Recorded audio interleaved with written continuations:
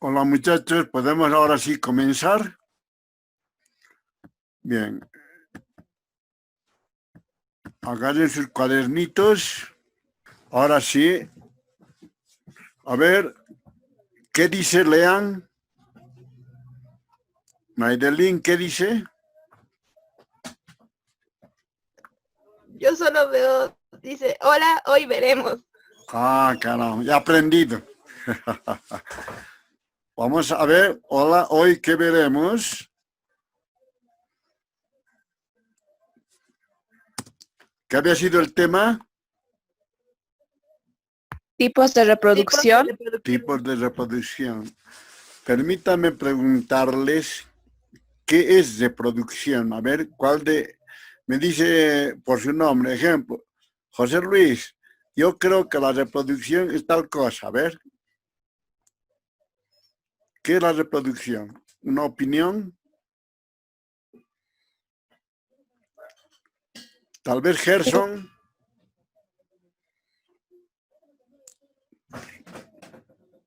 Gerson, ¿qué es la reproducción?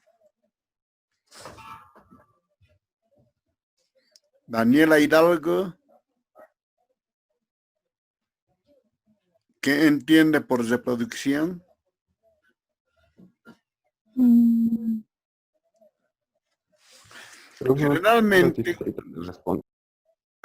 Generalmente cuando hablamos de reproducción, más nos estamos fijando en el aspecto sexual, o sea, el sexo, ¿no? Es una parte de la reproducción, pero no es la más importante. Un ejemplo, nunca han visto dormir a dos plantas para tener su bebé, pero se reproducen. Entonces, ahí ya nos está dando la idea de que la reproducción no siempre es la relación sexual, ¿verdad? A ver, veremos.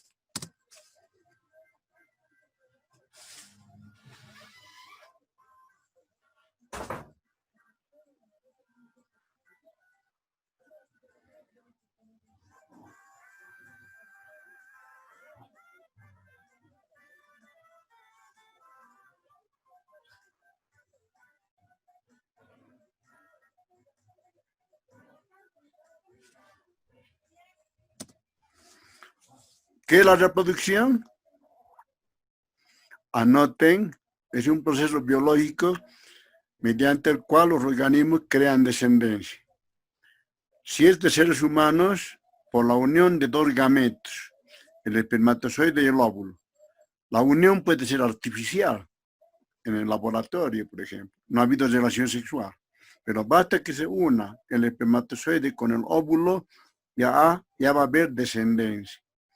En las plantas, basta que se una el polen con el óvulo, va a haber descendencia. Ahora las plantas, sexualmente, ¿cómo se reproducen? Las abejas, el colibrí, los insectos de la flor masculina llevan el polen a la flor femenina en sus patitas. Entonces, de esa manera hay descendencia. Ahora, hay dos tipos de reproducción, Isabel. ¿Cuáles son? Una, la sexual, y otra, la asexual. Vamos a ver.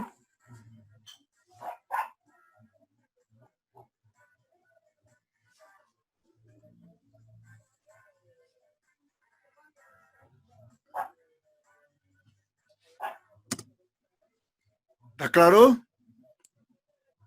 Han anotado, ¿no? Ahora, observen la asexual y la sexual.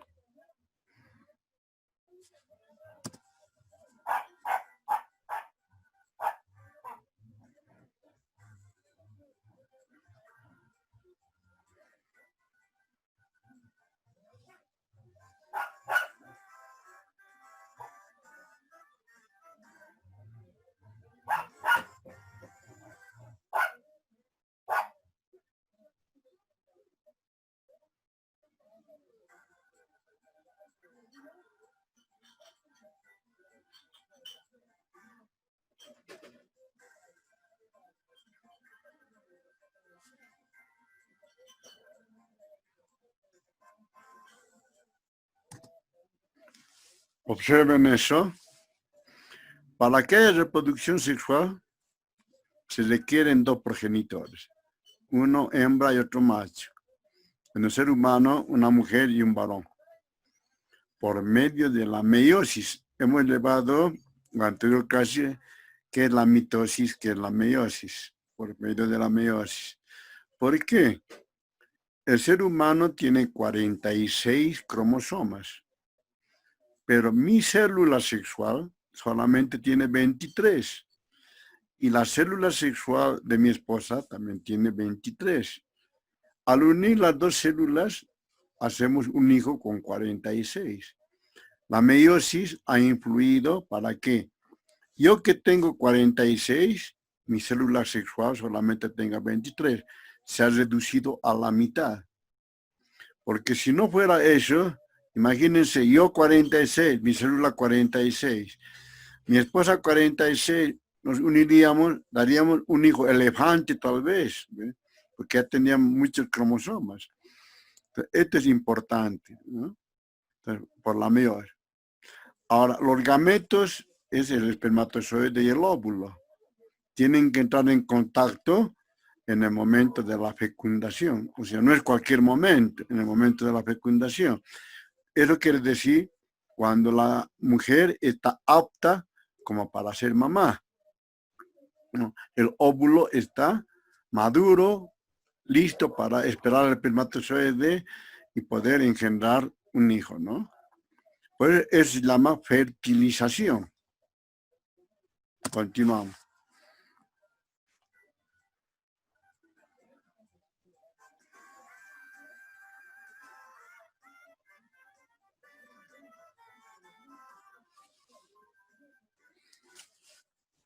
Los espermatozoides están entrando al óvulo.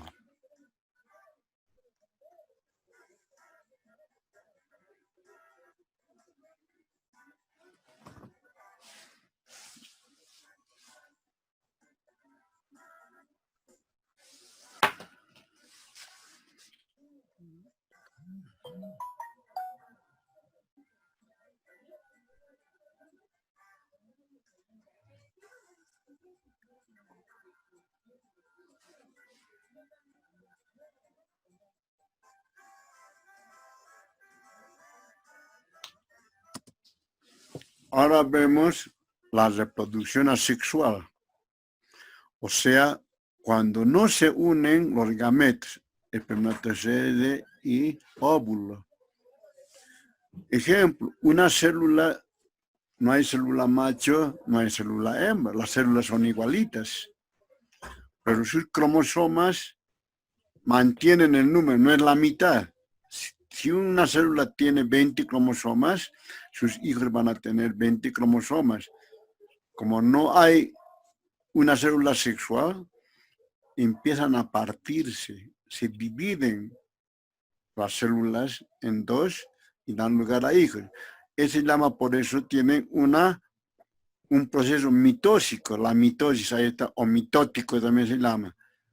La mitosis es para la sexual. Y la meiosis es para la meiosis para la sexual y la mitosis para la asexual.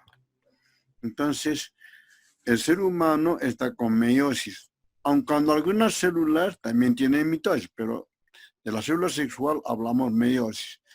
Y en los animales y en las plantas generalmente es mitosis. Mantienen su número normal, no se reducen. Una célula vista en microscopio se ha partido en varias células.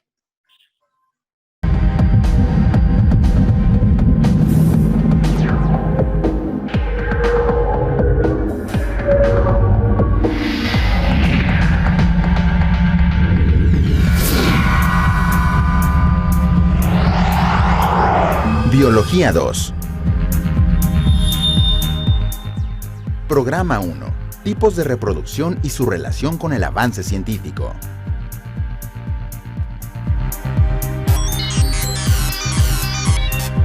Promover la identificación de los dos tipos de reproducción celular, sexual y asexual, y los mecanismos que permiten la perpetuación de la especie, mediante la división celular, la mitosis y la meiosis, su función e importancia.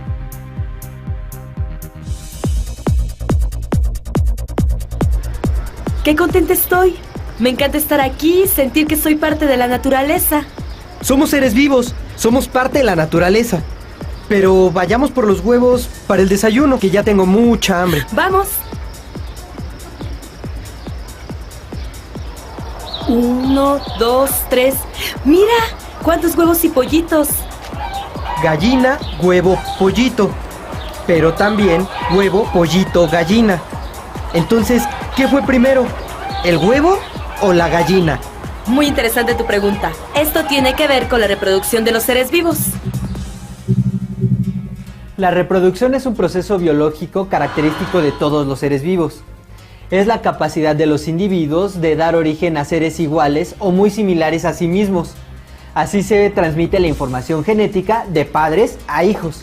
Aquí dice, la continuidad de la vida desde su origen en los mares primitivos con los primeros organismos simples hasta los actuales seres vivos ha sido posible por la vía de la reproducción. Y esta puede ser de dos formas, sexual y asexual. ¿Y cómo es eso? En la reproducción asexual, un solo individuo da origen a otros seres vivos idénticos a su progenitor, mientras que en la reproducción sexual se requieren de la presencia de dos individuos de sexo contrario, femenino y masculino. Espera un momento, aquí hay información sobre la reproducción asexual y sus mecanismos. Reproducción asexual. Este tipo de reproducción ocurre tanto en organismos unicelulares como en algunos pluricelulares. En la reproducción asexual se reconocen diversos mecanismos. Bipartición o fisión binaria.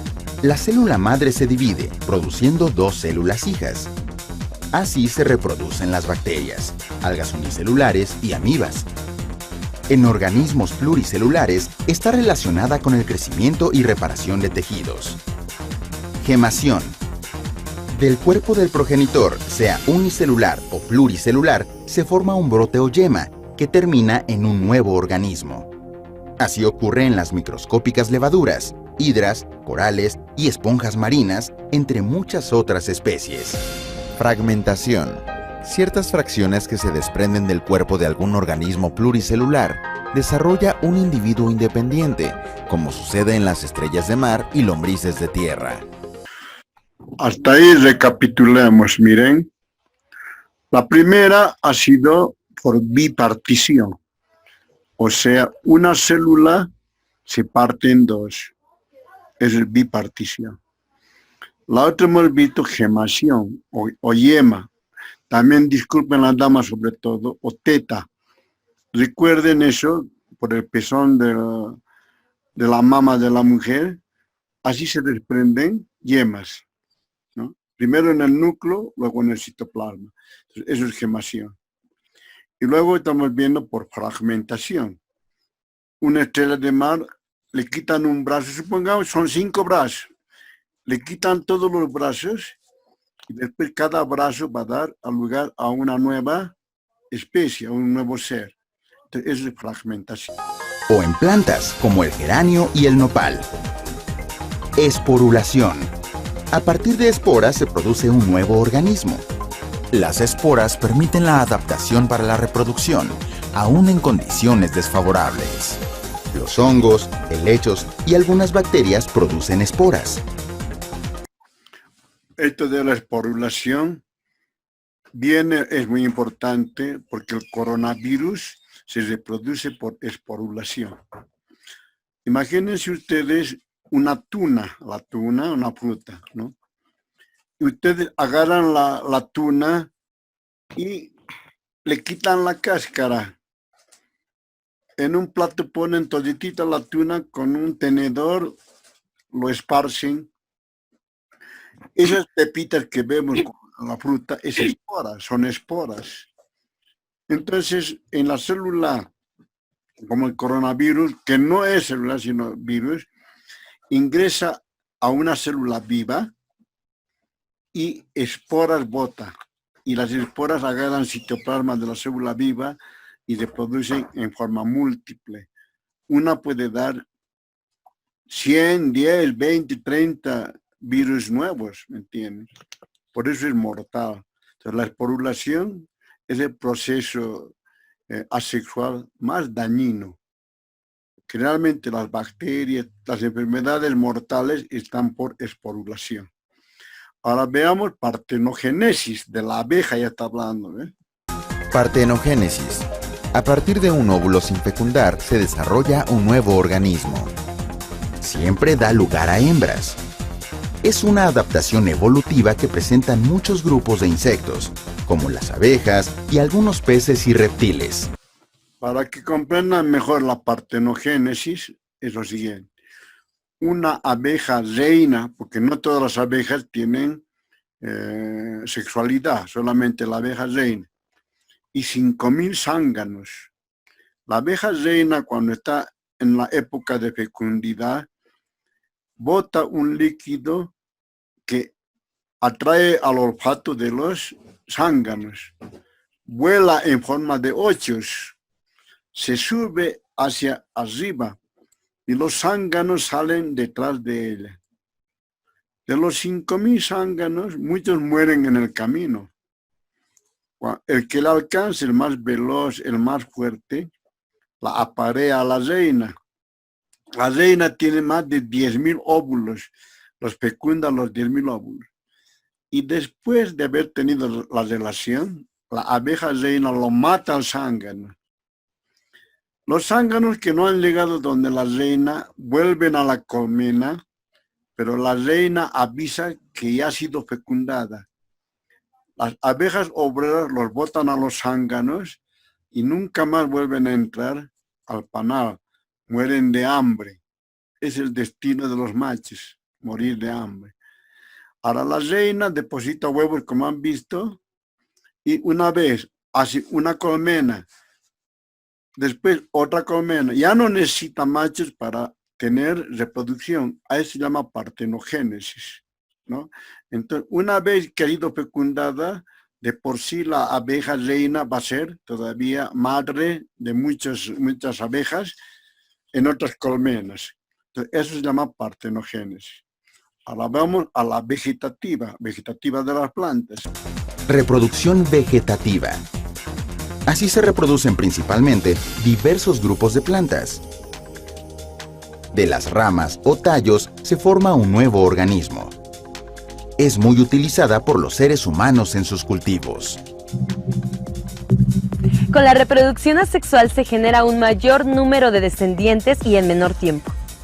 Esto nosotros lo aprovechamos ya que obtenemos muchos productos, entre otros medicamentos y alimentos de especies que se reproducen así.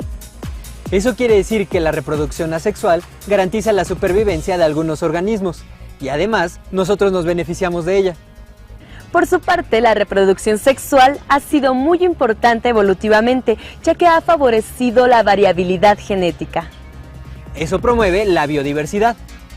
Sí, y también los organismos que se reproducen sexualmente, que son la mayoría de los seres vivos más complejos, tienen mayor posibilidad de sobrevivir a condiciones ambientales adversas.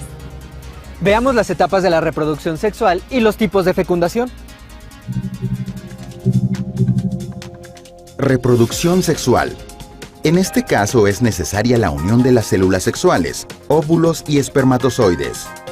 En la reproducción sexual se distinguen 3 etapas. La primera es la gametogénesis, por medio de la cual se producen las células sexuales en el organismo de cada progenitor. En los organismos de sexo femenino se producen óvulos y en los de sexo masculino, espermatozoides. La formación de óvulos recibe el nombre de ovogénesis, en tanto que la de los espermatozoides, espermatogénesis. La segunda etapa es la fecundación, que consiste en el proceso de fusión de los núcleos de los gametos masculino y femenino. En la fecundación se combina la información genética de ambos padres en el cigoto resultante. Y la tercera etapa es el desarrollo embrionario del nuevo individuo, en donde el cigoto es la célula a partir de la cual se desarrolla el nuevo ser. Tipos de fecundación. Se identifican diversas modalidades de fecundación dependiendo de dónde ocurra. Fecundación interna, como ocurre en los seres humanos. La fecundación externa es característica de moluscos, corales, anfibios y de algunos tipos de peces como las truchas. La fecundación cruzada ocurre en especies hermafroditas como el caracol y la lombriz de tierra. Y por último, la autofecundación, que también sucede en organismos hermafroditas y que está presente en muchas especies de plantas con flor y en el parásito intestinal Taenia o solitaria.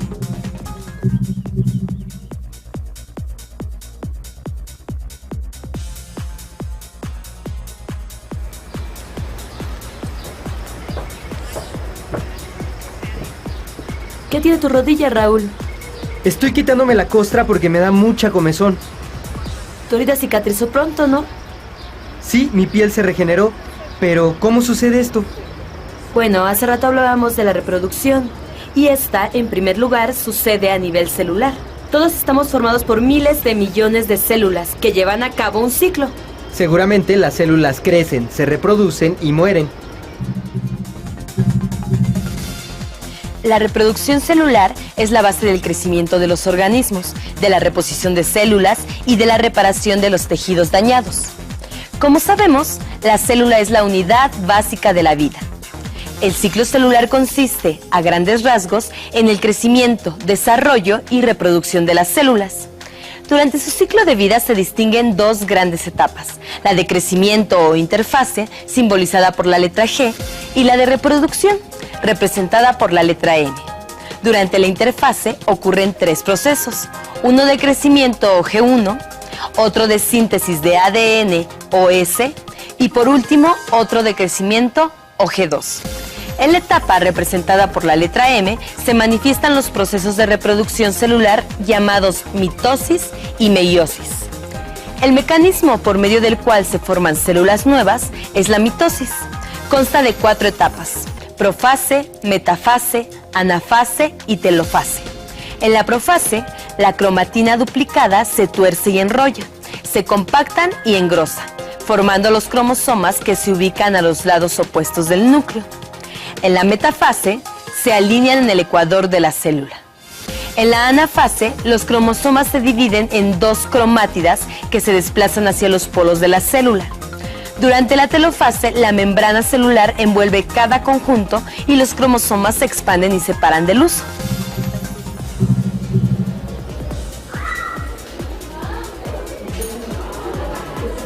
Mis células estuvieron en mitosis. Bien, el otro proceso que llevan a cabo las células es la meiosis, pero este tiene que ver con la reproducción sexual.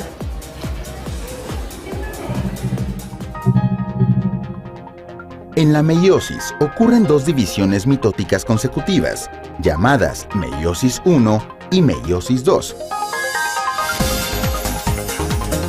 Entre las 2 divisiones meióticas no ocurre la interfase. A continuación destacaremos fragmentos relevantes de la meiosis. Durante la meiosis 1, específicamente en la profase 1, se lleva a cabo la recombinación genética, esto es, que se intercambian segmentos de ADN. La meiosis 1 termina cuando los cromosomas se expanden. Se forman 2 núcleos celulares, se separan los citoplasmas y se obtienen 2 células diploides. Durante la meiosis 2 se generarán 4 células haploides. Esta característica permite que, al ocurrir la fecundación, el cigoto tenga el total de cromosomas característico de la especie, es decir, sea diploide.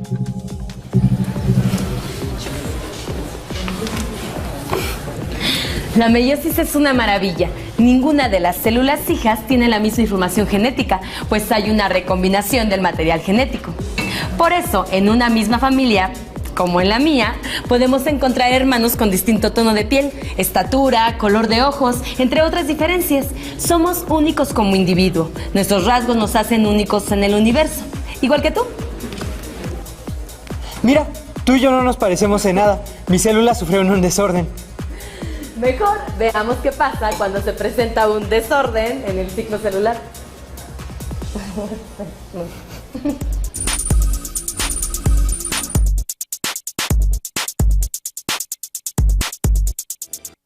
Generalmente los tumores se desarrollan porque hay una proliferación no controlada de células que por diferentes causas se han transformado en una célula maligna.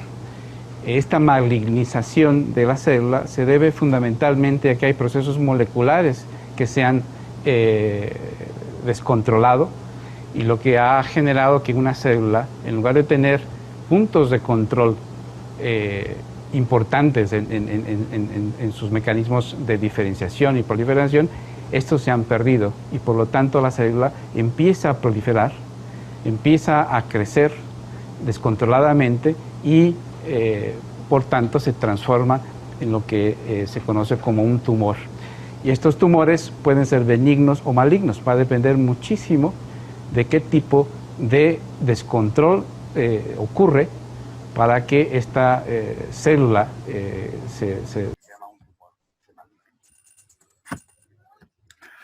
Eso vamos a ver la próxima clase, los tumores.